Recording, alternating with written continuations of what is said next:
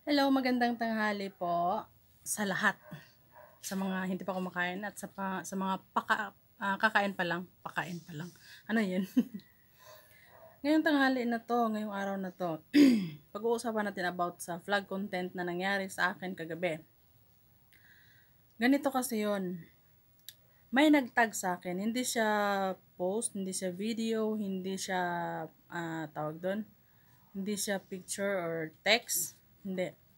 May nagtag po sa akin na ewan kung sino. Tapos, sinyer niya pa sa mga kasakaramihan. So, isa din ako sa natag niya. Kaya ang nangyari, nagkaroon ako ng flag content. Which is, munti ko nang hindi nakita. Buti na lang, in-alert ako ni Lulumets. Kasi kung hindi ko sana siya nakikita.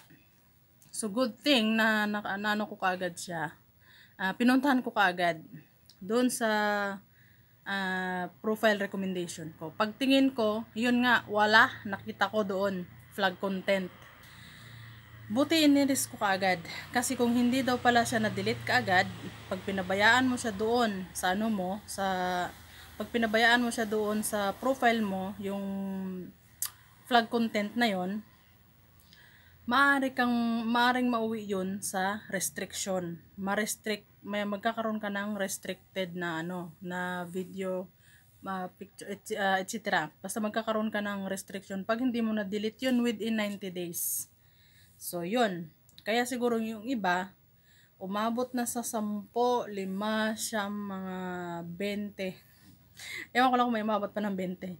Dumami na yung dumami na yung flag content hanggang sa na-restrict na sila, na restriction. Kasi hindi nila chinek yung profile nila, kaya nagkaroon sila ng flag content.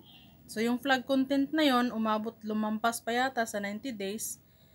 Kaya ang nangyayari, naging restriction, naging violation. Umabot na sa community standard kasi dumami na. Oh. Ganon yung mangyayari pala. So, ito ngayon ko lang din nalalaman. Ito tips din para sa lahat. Kasi, pag hindi mo nga dinilit ka agad, si Lolo Mets ang mag-delete niyan. Pero, magkakaroon ka ng record of violation. So, pag hindi mo pinansin yan, wag ka nang magtaka kung magkakaroon ka talaga ng restriction. Dapat asikasuhin ka agad, i-delete nyo ka agad.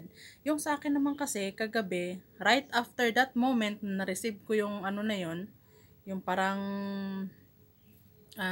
yun nga, yung about sa flag content ko, in-alert ako kasi yung sa kasi, inano ko yung sa settings nito, yung parang sa privacy, kumbaga, para malalaman ko kung may nag-tag, may nag-share, etc. Malalaman ko kung may violation ba or unsafe video na nakatag sa'yo. Ganon. So, yun. Inano ko siya kaagad. Kaya, in-alert ako kaagad. So, within 3 minutes, 4 minutes, 5 minutes yata. Di ko alam. Basta, inano ko kaagad siya. Dinilet. Pero hindi ko na-delete. So, binlock ko yung nag-tag sa akin nun. Kasi kung hindi ko siya i-block, hindi ko matatanggal hindi ko matatanggal yung flag content na yon. Kaya binlock ko yung tao nag-tag sa akin ng unsafe video na yon. So, 'di ba? Kailangan mo maging wise kasi kung hindi, ikaw rin, yung profile mo rin ang malalagot. 'Di ba? Kailangan nating dubling ingat, tripling ingat hangga't maaari. Kasi pinaghirapan mo yung profile na yan, hirap na hirap kang mag-upload ng content, hirap na hirap kang gumawa ng content. Tapos ang mangyayari din lang, magkakaroon ka ng violation nang hindi mo alam. Lahat tayo hindi natin alam kung nakakagawa na tayo ng violation or restriction or nagkakaroon tayo ng flag content. Kaya minsan naano din ako lalo na pagka minsan may nagla-live tapos gusto mo umakyat, gusto mo minsan na nag-aalangan din ako. Kasi baka mamaya may background music siya naririnig mo. Yun yung pinakaiingat-ingatan ko. Although lagi akong na-attempt na mag tawag diyan, magpa-music. Pero tiniis ko kasi nga iniingatan ko rin naman yung aking profile, syempre.